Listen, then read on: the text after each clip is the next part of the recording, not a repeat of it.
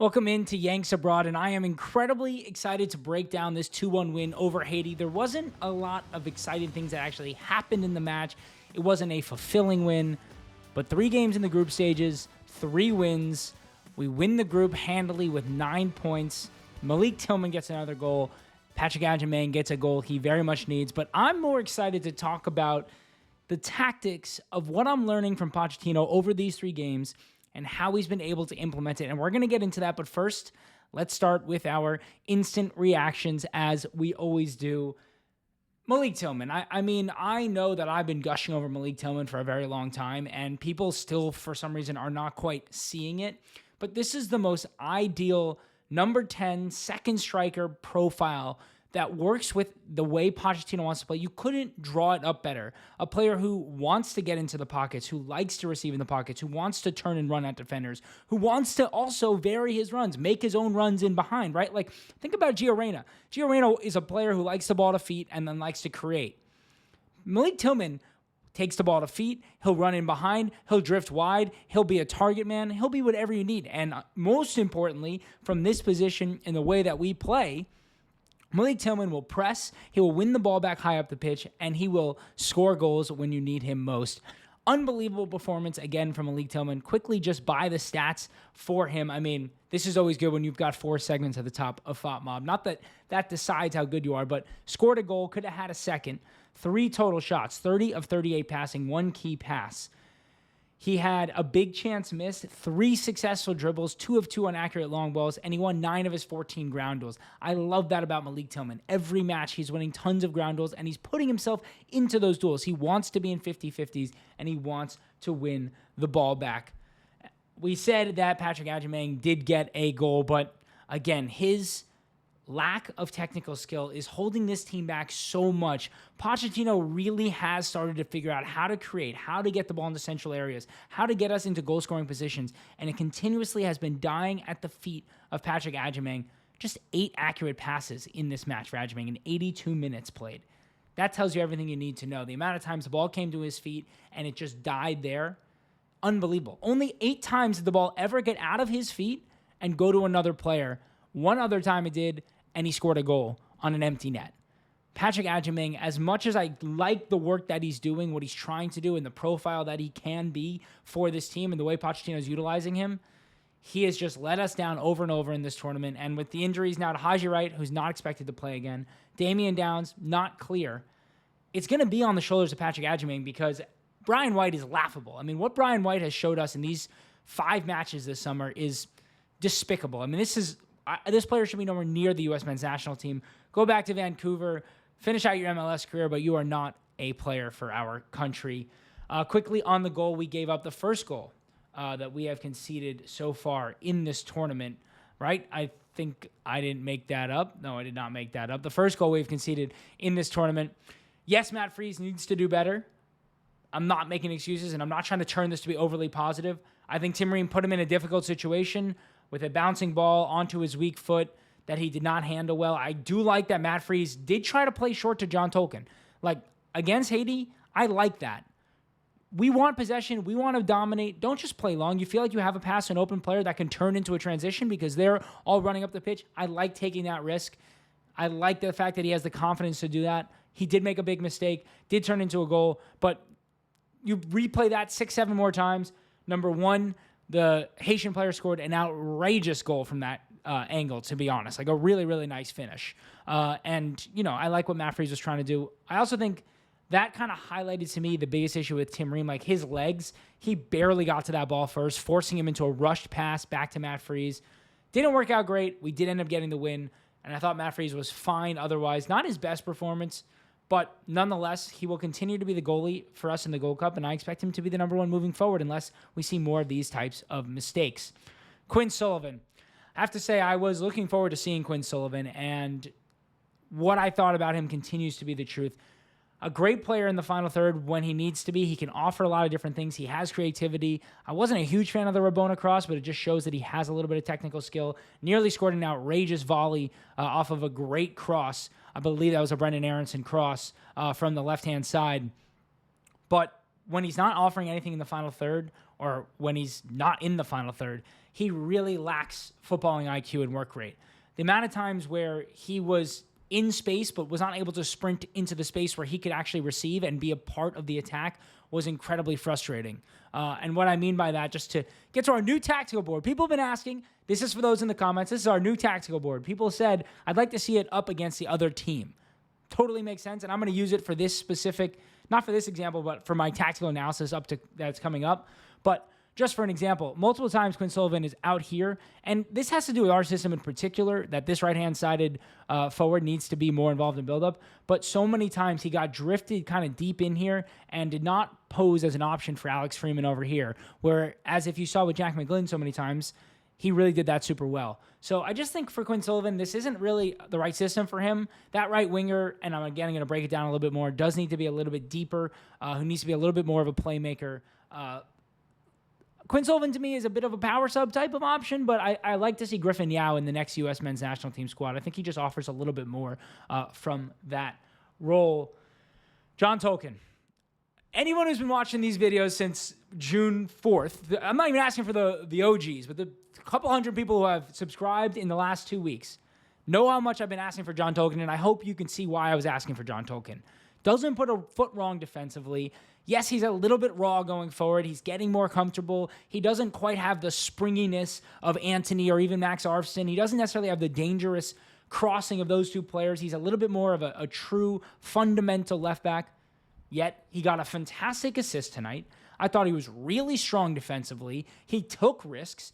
He not only overlapped, but he actually sometimes was inversing and coming inside. He didn't overcommit down that left-hand side too many times, leaving the rest of his defense exposed. I really love what he offered. He kept trying to get himself into the right positions, and I don't really feel like he put a foot wrong in any way. 56 of 63 passing. Obviously, that assist, which was the key pass. 2 of 4 accurate long balls. As I mentioned, the crossing's not great.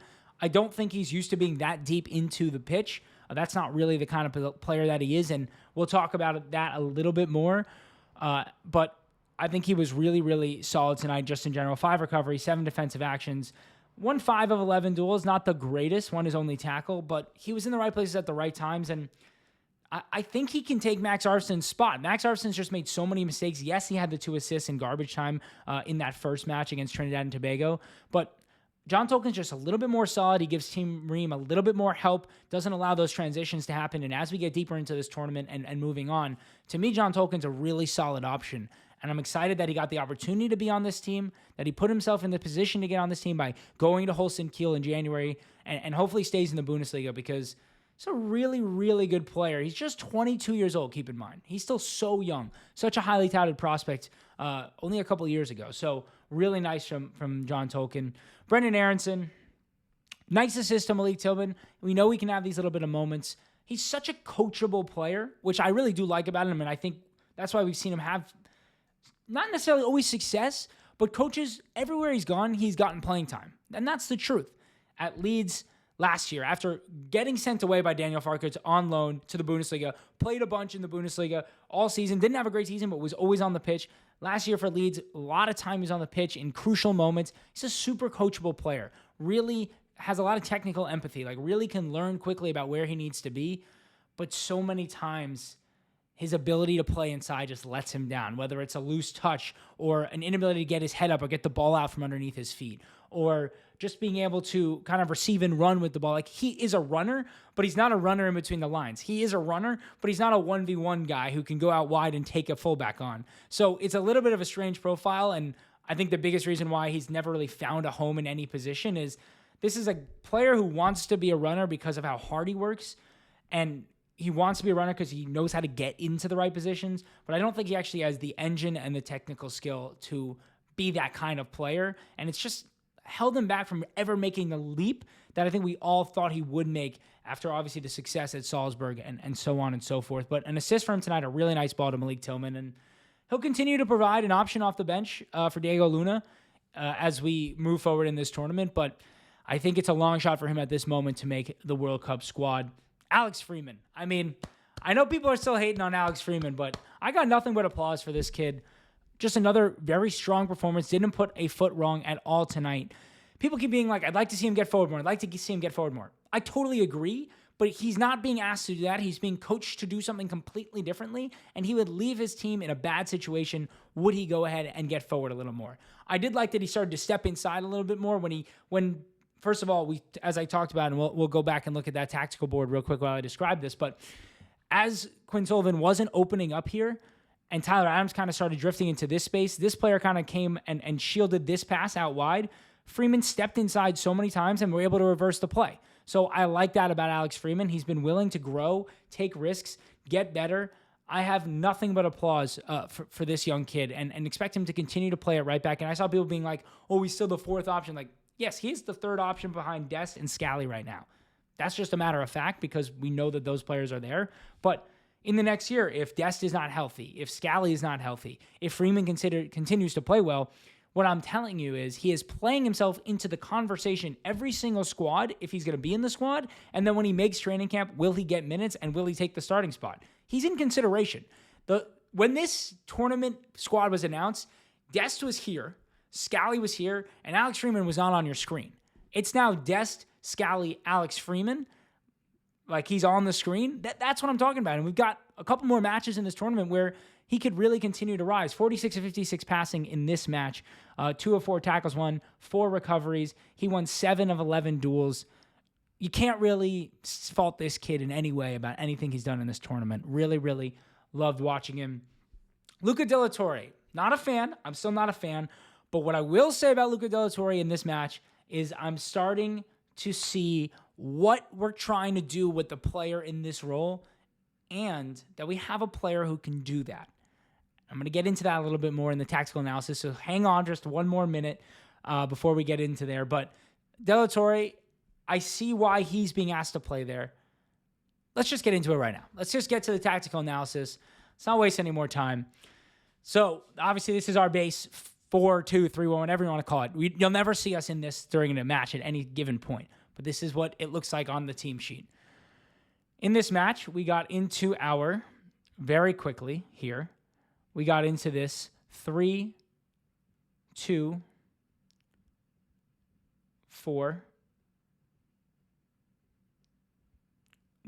Sorry, a new tactical board, just getting a little bit used to it, right? So we kind of got Freeman gets here, Ream gets here, Richards is in the middle. And De La Torre, what is being asked of Luca De La Torre, especially with Tyler Adams next to him, I think it changed a little as well with a little bit more responsibility defensively from Tyler Adams here, is Luca De La Torre is basically being asked to find the pockets of space wherever this midfield line is, find that pocket of space so that when this ball comes out to Ream, either De La Torre is here, so this player has to come here, or De La Torre gets in here, and Brendan Aaronson can show here, and then you're matching up here, right? So you're getting 3 players against their 2, because these guys are dropping here. Adams is here. So this player is going to come out here. Adams is going to get marked here. So now Ream can either play this ball, cycle it around, which happens a lot. If he can step forward, Aaronson's going to start moving towards Agyemang. This player comes here, and Luca De La Torre pops open here. Or if Luca De La Torre pops this way, and this player comes here, Tolkin remembers keeping the width, then there's plenty of space for Brendan Aaronson to receive the ball here. So Luca De La Torre is basically being asked to be the box-to-box midfielder in this system who can open up areas for the better players. The biggest issue that he's having is when this does happen, and this player drags to here, this player's stuck over here on Malik Tillman, and Luca De La Torre is receiving the ball in this much space, is that he can't really offer much. He's too slow to make a decision. He doesn't get the ball out from under his feet. He doesn't turn and eat this space up, right? Because once he turns, this player's trying to track him down, this player's trying to track him down, this guy's going to drop to Agyemang, right? Tolkin's pushing this way. So now this player is kind of stuck. If this player doesn't run with Tolkin, this player has to come into Aaronson. So De La Torre either is going to play the ball into Agyemang, he's going to have Tillman here, and you can create an odd man opportunity on this side, or he can play the ball out this way to Tolkin. He should have all those opportunities. The biggest issue for De La Torre is he doesn't have the mindset or the ability to get that ball out fast enough. But who does? And a player who I've almost never put into my 11 for next year over the last couple of months is Weston McKennie. This role right here is destined for Weston McKennie. A player who can not only do this really, really well, like receive the ball in between the lines, spray it out wide, drive with it if he needs to. If nobody picks him up, keep driving. Like, look at De La Torre. If no one picks him up, he's still playing this ball out wide. Weston McKennie can drive, and the other great thing that Weston McKennie can do is when he sprays this ball out here, and he'll do it, or he sprays this ball out to Quinn Sullivan, let's say it goes out here, all these defenders are going to drop. This guy has to come out here. He's got to face Aaronson. Agyemang is making this run. Tillman's making this run, filling in here. Sullivan's making it back here. This ball's going to get swung in. This Weston McKennie is just going to be creeping up, a late box crasher, and score goals. Just wait for that goal to happen with Weston McKennie. You heard it here right now. That position is perfect for Weston McKennie. That is not where I wanted to start the tactical analysis, but it is where the instant reaction ended. So let's get back to the beginning here. Let's put our formation back together so we can see what it looks like, because now that we have the full tactical board here, the way that people have been asking for it so we can see the other team, they were lined up in a 4-4-2. So when that matches up here with our 3-2-4-1, moment please, we're almost back. When that matches up here with our 3-2-4-1, this ball was kind of getting swung out and around, right? Like, let's say, can you bring a ball in here on this thing? Let's see. Hey, ball. Okay, so this ball is here, right? It gets out to Ream. Ream's coming this way with the ball. Oh, and he drags with it. This is an awesome tool. Ream's coming out here with the ball. This player's going to clog here. This player's going to step in on De La Torre. You have no options, right? There's nothing here. Unless Tillman can get into this space and you can thread this ball, or Agyemang is getting played long into a little area, nothing can happen. Because this player doesn't need to pick up Ream. This player can come pick up Ream, and this player can come mark Tolkin. We're trying to have this extra man in the press, but when you go up 2 lines of 4 and 2, you don't need that extra man. And so many times we got clogged up. However, the beauty of it was when the ball came this way, and then this way, with Quinn Sullivan actually pushing a little bit further this way, Tyler Adams became the option in here. This player kind of get dragged into Sullivan. Malik Tillman found this ball so many times, and he was able to turn. Now you have this guy having to step up or this guy dropping in, and Malik Tillman just was making things happen from this right-hand half space. The thing about Malik Tillman is he can make so much happen when he operates in space. And that, to me, is why the beauty of this system is for Malik Tillman. Usually, when we've seen him at his best, it's been on the left-hand side in the left half spaces for PSV. But the way that we're playing with this system, with the left back being the overlapper, so PSV plays with a right back who overlaps for the most part. It was Dest. It was last year, it was Richie Ledesma. And so when that left back overlaps, there isn't as much space over here.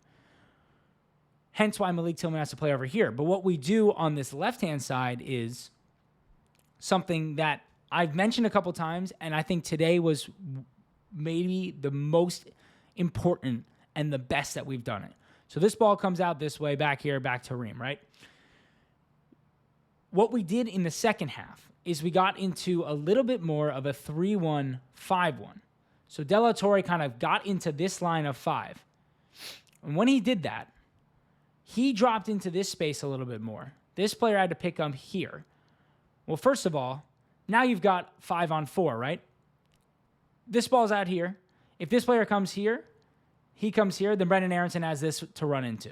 So it eliminates this player being able to press there because of this 5-on-4 you've created. Now this player can come into here, and then Adams can pop here. De La Torre can pop here. Then you've got 2 guys trying to guard 4. 9 can come here. You've got 2 guys trying to guard 3. 8 can come here. Switch, switch, switch. It created the opportunity for there to always be an open pockets player. And when that happened, this is where we really started creating a lot of our best attack. Brendan Aaronson would get in with Agyemang. These 2 players would either have to try and mark them. Often this 6 was dropping in here, so De La Torre could pop into this space. And so many times, since 10 was actually on Adams as this ball got swung around, the ball would get played into either Aaronson or Agyemang, and they had a little 2-man game that created so many opportunities. With a better number 9 and a better number 10 right here, we would have scored loads of goals. It also created Agyemang's goal opportunity where this defender kind of got stuck between Aaronson and Agyemang just kind of slipped off the back of him, got in behind, and poked it around for the goal. this system and this adaptability that Pochettino has shown to, at times, right, we've seen him do the 3-1-4-2, right, where Tillman kind of pairs up with Agyemang. Today, it was so much more of this flat 5, which just gave us an overwhelming amount of numbers in midfield, and they were unable to keep up with it. With better players in these two positions, when this is Pulisic, and keep in mind, when this is Pulisic and Balogun, or Pulisic and Ricardo Pepi, the amount of goals that are going to be scored by this overload is incredible. It allows for not only an overload here, but then when this player tucks in, and this is Antony coming down this wing, you're creating even more. Like, this is designed perfectly for us. When this is Antony, Pulisic, Balogun, McKennie, and Tillman, it's too many bodies running at goal to possibly get a hold of.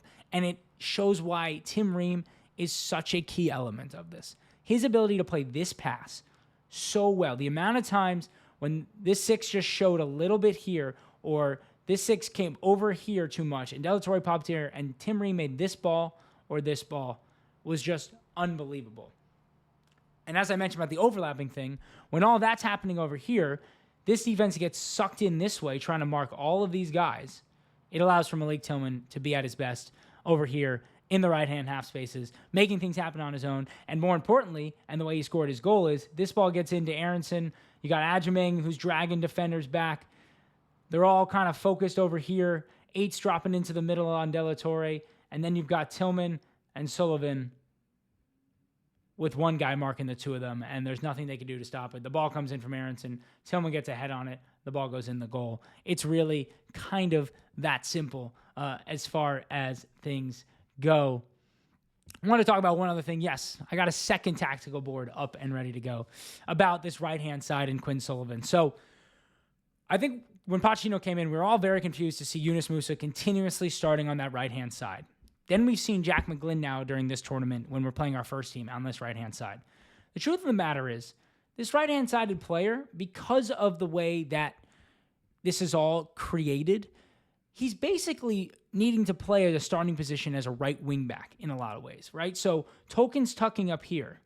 And when he does that, this player needs to match his width and depth in order to show as an option. If there's no option for this player to come here, then your midfielder has to come out this way, right? Sullivan's all the way up here, which is what we saw over and over again. And then you're leaving this player alone, and you've lost your midfield numbers, because as the ball gets to Freeman, this player is going to shade here. This player is going to tuck here. This player is going to tuck here. You've got nothing. Unless Freeman can play this ball, you've got absolutely nothing. But when Sullivan comes this way, or really it's Jack McGlynn, right? This 11, if 9's coming to here, 8's either going to step to Adams, 11's going to step here, and you've got this ball to Tillman, which we saw Freeman play so many times. 8's going to stay on Tillman, 11's going to be stuck in between, and basically shade this way because you don't want to allow this ball. So Freeman comes here to McGlynn, and then you've got what we did so many times where McGlynn kind of picks out a pass coming this way. This player steps in, and you create these overloads. But when this player gets stuck way up here, it creates nothing for us. And that's why Quinn Sullivan, and what we saw in the end of the first half, is Malik Tillman actually coming out to this right wing. I don't know if people picked up on that, but there was the last 10 minutes of that first half, Malik Tillman was actually out here playing in a little bit of this deeper role. Quinn Sullivan actually was playing in this left half space, Brendan Aaronson here, and it looked a little bit more like this. It didn't really work, but I like that Pochettino's willing to adapt and notice the mistakes of his team and why he's misprofiling players. It's really not ideal to be misprofiling players. The issue obviously has been the injuries and the lack of talent in this squad and why Quinn Sullivan got the chance, but he didn't have the technical IQ to figure out where he needed to be in those times.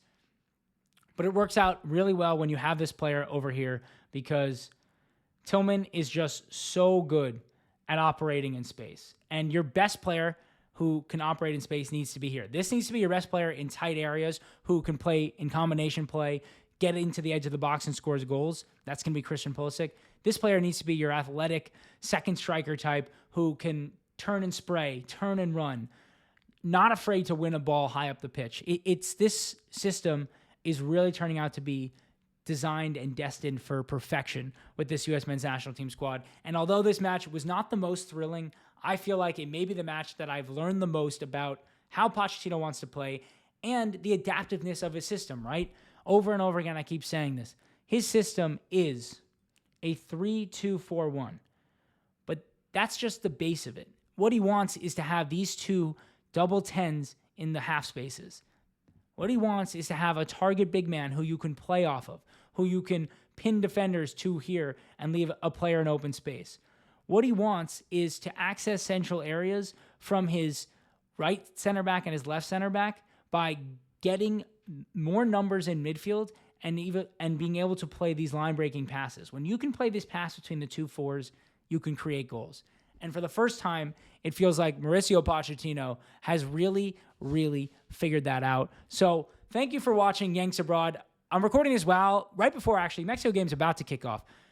It looks like we're going to play Costa Rica as of right now. We might be playing Mexico.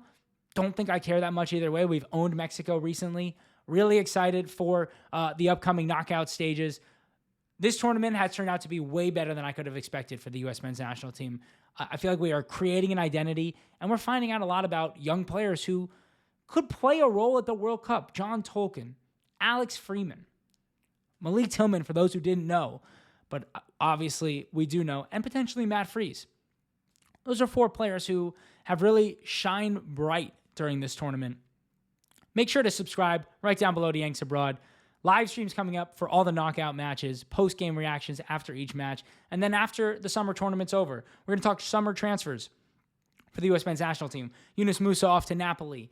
Where is Gio Reyna going to go? Malik Tillman, Ricardo Pepi, Flo Balogun. I mean, we can go over and over and over. There's a lot of exciting things to happen this summer, so make sure you're subscribed so you don't miss any of the content about it all. Thank you all for watching, subscribing. It's been so much fun in the group stages, getting to know so many more of you. Make sure to keep commenting down below. Things you want me to talk about, breakdowns. Let me know if you like this new tactical board and the way, if it was too distracting, I don't have to use this one. I kind of enjoyed it. I'm going to get more used to it. So again, thanks for watching, and we'll talk to you after the knockout match against, we believe, Costa Rica, maybe Mexico, but we'll see you then.